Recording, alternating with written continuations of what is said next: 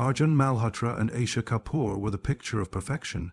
He, a billionaire tech CEO with a spotless reputation, she, a rising star in the world of design.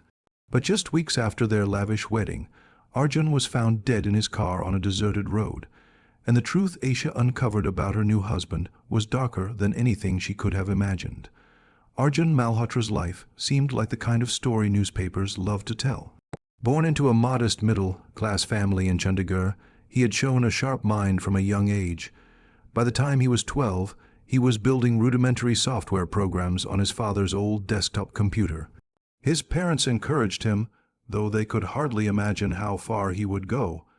After earning a degree in computer engineering from a top university, he left for Bengaluru with nothing but a suitcase and an idea that would eventually make him one of India's youngest tech billionaires. His startup, initially run from a cramped one-room apartment, grew into a sleek glass and steel headquarters in the city's most prestigious tech park. His innovative cloud-based security software attracted global investors, and soon his company was valued in the billions. The media dubbed him the Security King of India, and he became a fixture at technology conferences and charity galas. Despite his immense wealth, Arjun maintained a carefully crafted image of humility and accessibility. He donated generously to education programs, paid for the treatment of sick children, and publicly credited his team for every success. His tall, athletic build, neatly trimmed beard, and warm smile made him stand out in a crowd. People described him as someone who could charm a room in minutes, a man equally comfortable talking to CEO and street vendors. His every move was covered in business magazines, which labeled him India's most eligible bachelor. That title vanished the day news broke of his engagement to Aisha Kapoor. She was an interior designer from Delhi, known for her refined taste and successful boutique studio. Aisha came from an influential family with deep political ties, though she had built her career independently, earning respect for her creativity and professionalism. Friends claimed their meeting at a charity art auction was love at first sight. Within months, Arjun proposed during a weekend getaway to Rajasthan. The ring was a custom-designed diamond, rumored to be worth more than most people's homes. Their wedding was a spectacle worthy of headlines. Held at a restored palace hotel in Udaipur, the celebrations lasted 3 days with live performances, fireworks over Lake Pichola, and a guest list filled with politicians, celebrities, and global tech leaders. Photographs of the couple, Arjun in a gold-trimmed sherwani, Aisha in a crimson bridal lehengas, spread across social media, drawing comments about how perfect they looked together. They danced under a canopy of lights, exchanged vows before a crowd of hundreds, and sealed their union with a kiss that the cameras captured from every angle. After the wedding, they jetted off to the Maldives for their honeymoon. Their posts showed white sand beaches, luxury villas, and champagne breakfasts overlooking the turquoise sea. Comment sections overflowed with heart emojis and messages calling them couple goals. To the outside world, theirs was a union of love, power, and promise, a merging of two bright futures into one unstoppable force. Neither friends nor family had any reason to suspect that beneath the flawless public image, something much darker was already taking root. It was a beginning that looked like a dream, but in reality, it marked the quiet start of a nightmare. The first few weeks of married life passed in a blur of dinner parties, business events, and quiet evenings in their modern penthouse overlooking the Bengaluru skyline. Everything felt almost too perfect, but Aisha soon began noticing small details that unsettled her. Arjun had a habit of locking a leather briefcase before leaving the house, even when he was only stepping out for a short meeting. It wasn't just that it was locked. He seemed to guard it. If anyone came near the closet where it was kept, he would subtly shift himself to block the view, as though its contents were too important to be left to chance. At first, Aisha told herself it was normal. Arjun was a CEO, confidential business documents and sensitive contracts were part of his daily life. But it wasn't just the briefcase. Late at night, long after she had gone to bed, she would hear his voice from the study, low, tense, and urgent. He would be speaking in English one moment and switching to another language the next. Whenever she walked in, he would quickly end the call or change the subject. He claimed these were overseas investor meetings and didn't want to bore her with technical details. But his explanations felt rehearsed. Then came the night of the visitors. It was close to midnight when the doorbell rang. 2 men in dark suits stepped into the apartment. They spoke quietly with Arjun in the hallway, their faces partially hidden in the dim light. They stayed for less than 10 minutes before leaving as abruptly as they had arrived. Arjun returned to the living room looking pale, his jaw tight. When Aisha asked who they were, he simply said they were business associates, and went straight to the study without another word. From that night onward, Arjun seemed different. He began checking the locks on the doors and windows multiple times before bed. Sometimes he would pause mid-conversation to glance out the window, scanning the street below as though expecting someone to be there. His phone, which had once sat casually on the coffee table, was now always in his pocket or face, down on the desk. If it buzzed, he would step away to take the call in private. Aisha tried to push the doubts aside, but the tension was starting to seep into their daily life. Meals together became rare, replaced by Arjun claiming he needed to work late. Even on weekends, he found excuses to leave the apartment for meetings that never appeared on his public schedule. She noticed he was more irritable, snapping at small things and avoiding eye contact when she asked about his day. The man she had married just weeks earlier felt like a stranger, still polite, still charming when others were around, but increasingly distant when they were alone. In the quiet moments, she found herself wondering if she truly knew him at all, or if the version of Arjun she had fallen in love with was just one layer of a much deeper, more dangerous truth. It was a grey afternoon in early July when Aisha's life shifted from unease to outright fear. The rain had been falling steadily since morning, the sound against the windows making the apartment feel even more isolated. Arjun had rushed out after breakfast, muttering about an urgent meeting. In his haste, he left his briefcase leaning against the bedroom closet.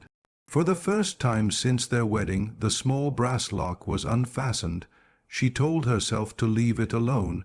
Curiosity was dangerous, and whatever secrets Arjun was keeping, they were his to reveal. Yet something inside her, the weeks of unanswered questions, the late night calls, the guarded expressions, pushed her forward. Her fingers trembled as she unbuckled the straps and lifted the lid.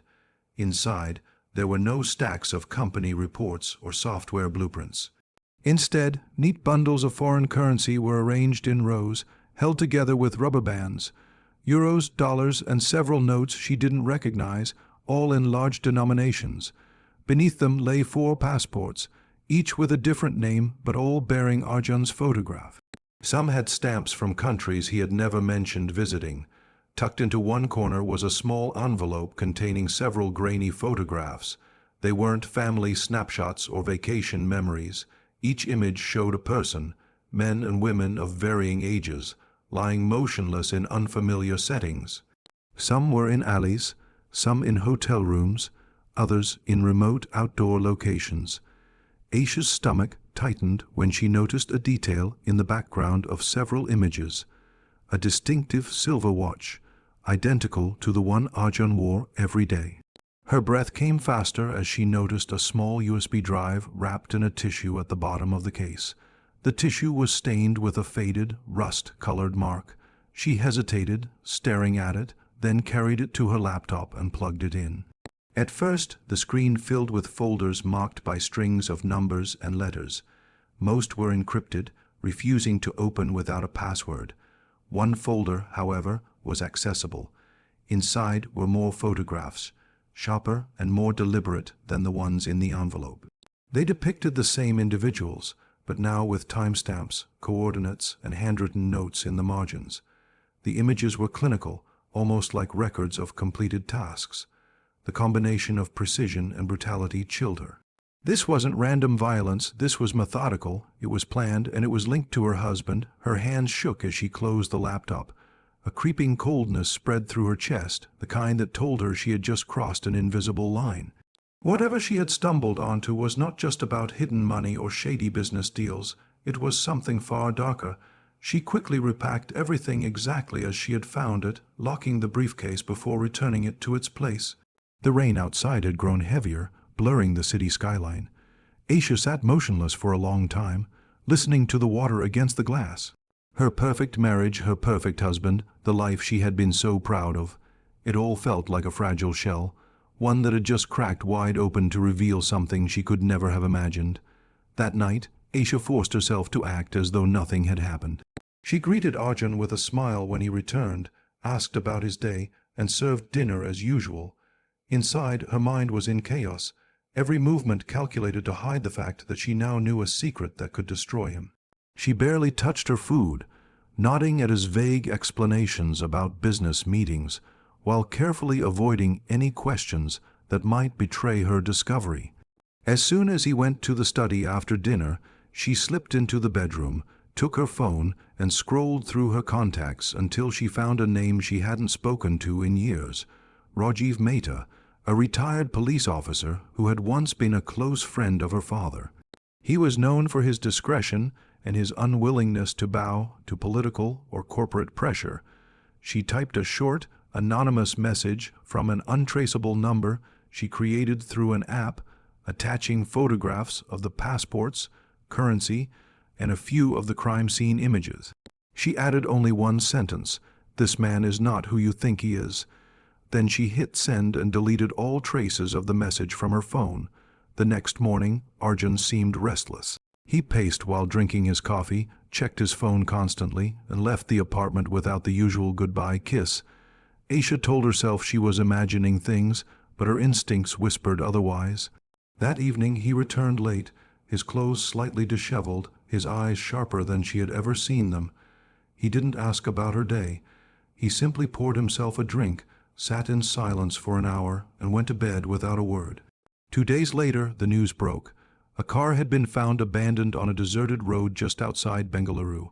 Inside was Arjun Malhotra, slumped in the driver's seat, his head tilted at an unnatural angle. The police report stated that he had suffered severe blunt force trauma to the back of his skull. There were no signs of robbery. His wallet, watch, and phone were still in the vehicle. The car doors were locked from the outside, suggesting whoever had done this had taken their time. The discovery shocked the city. News channels replayed clips of Arjun at corporate events, smiling confidently, shaking hands with dignitaries. Commentators speculated about possible motives: business rivals, corporate espionage, maybe a personal feud. But when investigators searched the car, they found an envelope tucked beneath the driver's seat. Inside was a stack of foreign banknotes, a photograph of a man later identified as a known criminal in Eastern Europe, and a slip of paper with an address scrawled in block letters.